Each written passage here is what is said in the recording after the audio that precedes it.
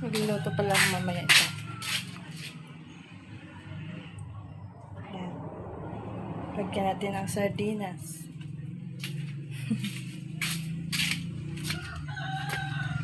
Dito pala ako pilipag na sa likod ng bahay.